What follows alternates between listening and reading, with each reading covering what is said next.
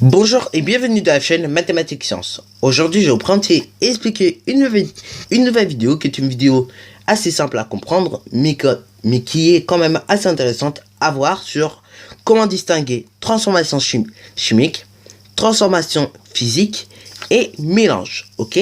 Donc justement, nous allons voir quelle est la différence entre tout cela. Donc, alors nous allons commencer par la transformation physique, ok, qui nous dit justement que dans une transformation physique, aucune substance ne disparaît, aucune nouvelle substance n'apparaît.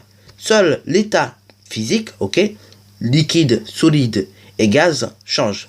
Donc là, exemple, la fusion des glaçons, ok, et ben justement c'est une transformation physique puisque aucune substance ne disparaît, aucune nouvelle substance n'apparaît. Mais en revanche, l'état de l'eau, ok, l'état des glaçons, donc les glaçons c'est de l'eau, et ben a changé. Il est passé de l'état solide à l'état liquide. Donc c'est pour cela qu'on appelle cela d'ailleurs la fusion. Bon, alors maintenant parlons d'un mélange. Alors lors d'un mélange justement, aucune substance ne disparaît, mais les constituants peuvent être récupérés par des méthodes de séparation, comme la décantation, la filtration comme on a pu le voir au début du thème numéro 1, ok, ou bien la distillation, ok, ou bien on peut d'ailleurs utiliser d'autres méthodes comme l'évaporation, ok, ça marche très bien. Donc là, exemple, le mélange du sucre avec de l'eau, et bien justement, c'est un mélange, pourquoi? Parce qu'on a assemblé deux substances, ok, donc aucune substance d'ailleurs ne va disparaître dans un mélange, mais par contre, on peut récupérer les constituants, donc à savoir le sel ou l'eau, du mélange, avec des techniques de séparation comme la décantation, la filtration, la distillation, etc. etc.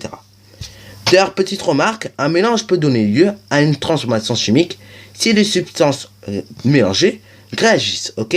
Donc attention, et c'est bien là ce que j'ai dit dans la dernière vidéo, faire un mélange, ça peut devenir très vite dangereux, ok?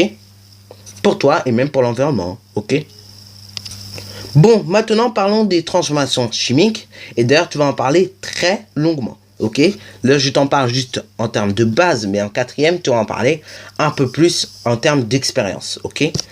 Donc là, lors d'une transformation chimique, de nouvelles substances apparaissent, comme des substances peuvent également disparaître. Des substances présentes à l'état initial, donc au départ, sont appelés les réactifs. Et d'ailleurs, ils sont différents de celles qui sont présentes à l'état final, à savoir les produits.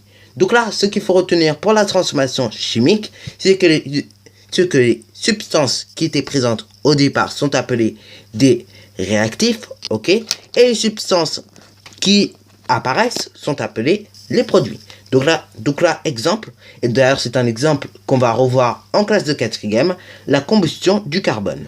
Donc là, tu vas me dire, mais comment on fait ça? Et bien justement, je te montrerai ça dans une vidéo en quatrième, ok?